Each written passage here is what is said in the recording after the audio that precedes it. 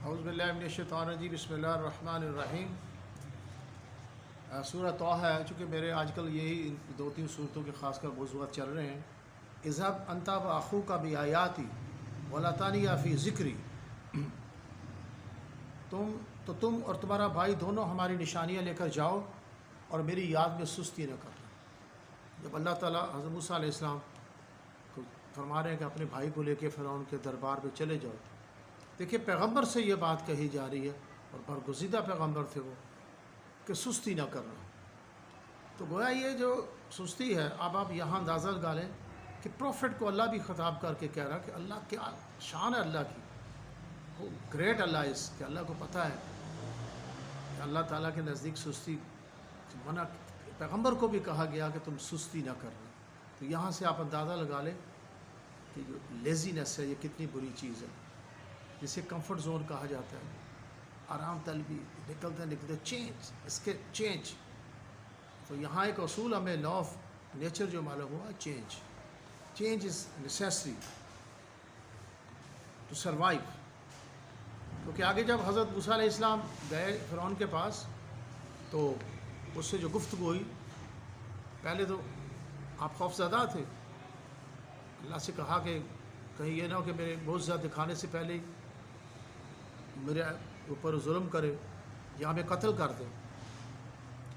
تو اللہ تعالیٰ نے پھر فرمایا کہ تم جاؤ، تم میرا پیغام پہنچاؤ، انہیں کہو کہ بنی اسرائیل جو ہے ہمارے سپرد کر دو، میری مدد تمہارے ساتھ ہوگی، تم پہ فکر رہنا۔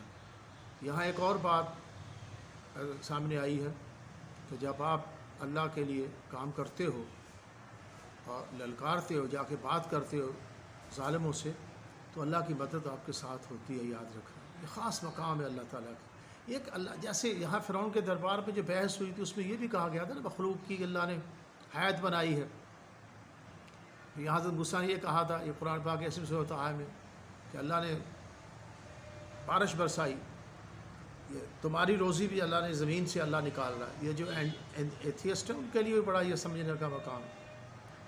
فرعون یہ ہکا بکا رہ گیا تھا، تمہارے لیے بھی روزی کا بندوبست یہاں سے ہو رہا ہے، یہ روزی ہے۔ لوگ پوچھیں روزی ہے، یہ روزی ہے، یہ زمین سے نکل رہی ہیں چیزیں، آسمان سے پانی برسا رہا ہے، میں تم خود بھی کھاؤ اور اپنے ان چوپایوں کو، اینیملز کو بھی کھلاؤ۔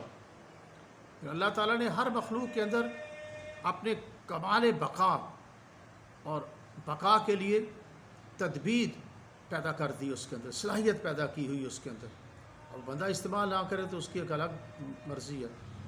یہاں اسی میں کہا گیا کہ یہ جو ہم نے چیزیں بنائی ہیں، پیدا کی ہیں، انہیں کھاؤ پیو اور اپنے اینیمل کو، چوپایوں کو بھی کھلاؤ۔ یا ہمارے اوپر جانوروں کے بھی حقوق آ جاتے ہیں کہ ان کو بھی ہمیں جو ہے کھلانا ہے۔ خود پھرتے ہو ایسے ہی تو پھر ان کو کیا کھلانا ہے؟ جانور جو ہیں ان کو بھی کھلاؤ، بھیڑوں کو، بکریوں کو، اور اس میں آ جاتے بلیاں ہیں، کیا اب یہاں آپ اندازہ لگا سکتے ہیں انسانوں کی ضروریات بھی اس طرح اللہ وہ جو روزی دیتا ہے اللہ آگے تم بھی منتقل کرو ان تک۔ ایسے اللہ نے انسانوں کو، مخلوقات کو جو صلاحیت دی ہوئی ہے، تدبیر کی صلاحیت دی ہوئی ہے، اپنی بقا، کمال بقا کی صلاحیت اس کو دی ہوئی ہے۔ اور یہ خوف جو حضرت موسیٰ علیہ السلام نے خوف کا اظہار کیا تھا، وہ جو چونکہ اس کے بتحت الاسباب آپ نے بات کی تھی، تو یہ بشری تقاضا ہے، یاد رکھیے گا۔ یہاں کہتے ہیں ہیومینیٹیرین یا کہ ہیومن نیچر جو بھی کہہ لیں، کہ بشری تقاضے ہیں، خوف زدہ ہو جانا یا ڈر جانا، کسی چیز کا ڈر پیدا ہو جانا یا ناکامی کا ڈر ہو جانا، یہ بشری تقاضے ہیں۔ اب کمال عمل، سعی و جستجو، کنسسٹنسی، پرسویرنس، ان سب چیزوں کو کے اوپر غالب آ جاتی ہے۔ تو یہ بھی ایک فطری ہے، ڈر جانا یا جی کمزور ہو جانا، جی میں ناکام ہو جاؤں گا انٹرویو میں، فلاں ہو جانا ہے، سچ ہیپنز، ایسا ہوتا ہے۔ لیکن آپ یوں سمجھیں کہ اگر آپ انسانوں کے سامنے پیش ہو رہے ہیں، وہ بھی انسان ہے، میں بھی انسان ہوں، ہم ایک ہی اسپیشیز سے ہمارا تعلق ہے، کوئی ایسا مسئلہ نہیں ہے کہ وردی پہن کے بیٹھا ہوا سب انسان ہی ہیں۔ تو پھر وہ ڈر، خوف، یہ بہر اس پہ غالب آنا پڑتا ہے۔ وہ کہتے ہیں نا، وفا کرو گے وفا کریں گے، جفا کرو گے جفا کرو گے۔